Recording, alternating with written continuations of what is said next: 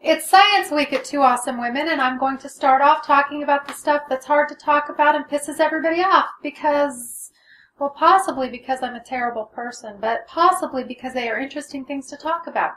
It's handy, too, that these things are very much in the public discourse right now due to the Bill Nye and Ken Ham debate. I am who I am, and that's a feminist agnostic biologist, so I have a particular worldview. It's subject to change, and sometimes I find that I'm wrong.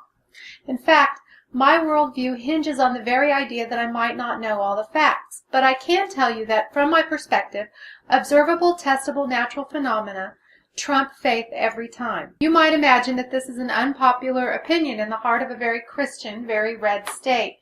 You would be right. What's really hard to explain is that I love, admire, and respect a lot of people who hold Ken Ham's ideas as gospel truth. Don't get me wrong, I still think the ideas are baloney, but the people aren't. So, if you didn't see the debate and have some time on your hands, go watch it. I'll put a link in the doobly-doo. Who won the debate? I watched it and I was on the fence myself. I'll link to two articles written by science advocates that claim alternately for Ken Ham and Bill Nye. The case can be made either way. I just want to point out the only important difference between these two worldviews. In the process, I hope to make clear why Bill Nye is right and why his worldview is important, but I'm not under any illusions that I'm going to change anybody's mind. In fact, it doesn't matter to me if you believe in evolution or not. What matters to me is that you understand how scientists think and that you consider thinking that way. Because knowing how to use your brain is kind of important to living in our world and not believing every internet factoid that comes your way. Ken Ham kept saying that historical science and observable science are two different things. It sounds really good, like he knows what he's talking about. It's also nonsense. If you watch the debate, you will hear him say over and over again that the way the world works now isn't the way it always worked.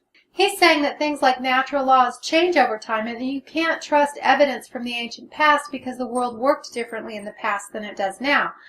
I feel like Bill Nye did a decent job of debunking that claim, but it was used so often and so convincingly that I think a lot of people miss the real point. Ken Ham points out that the guy who created the MRI agrees with him about the past, and maybe you can believe that natural laws in the past worked differently than they do now and still create economically valid technology that works under the universe's current laws. But why would you bother? If the laws of the universe are so mutable, if God changes the way molecules and gravity and everything works, and can do so any time, why create anything? See, here's the thing that Mr. Nye kept saying, that I feel like everybody missed. The scientific worldview holds that the laws of the universe exist, that things work the way they work, and that we don't have all the answers, but that we can test those laws and come up with explanations that fit into the results of those tests, and then test the explanations. In his words, scientific thought produces ideas that have testable predictive value, and if the idea isn't predictive, we throw it out. That is, if our further testing shows that we were wrong, we keep looking till we find a better predictive idea. So what would it take to change Bill Nye's mind about evolution? Real, predictive evidence that species don't change over time. So far, even within one lifetime, it's pretty obvious that species change over time. But if you had evidence that they didn't, he would be the first person to say, "Whoa, that's strange. Why do you think that is?" Because the scientific worldview is a view that holds curiosity and investigation very high. It's a worldview that is open to the idea that even the fundamental things might be more complex or completely different than we thought. This is the reason it can be frustrating for people trying to follow it. One minute it feels like scientists are pretty sure about one thing about, say, nutrition. We're pretty sure it's absolutely true, and then the next they're debating if that's really the case. It's not because scientists are indecisive, and it's not because the facts changed. It's because we've been testing and observing, and we got in some new data that we have to take into account. We have to always be willing to learn that what we thought we knew was wrong, because if we aren't, then we might miss out on something wonderful and amazing and complex, something that would solve a piece of the puzzle of the universe, or make living as a human being easier and more fulfilling. Ken Ham won't ever change his mind because he doesn't hold curiosity and investigation very high. He said over and over again that the Bible, in his words, the account of the one who was there, trumps what we can see and test.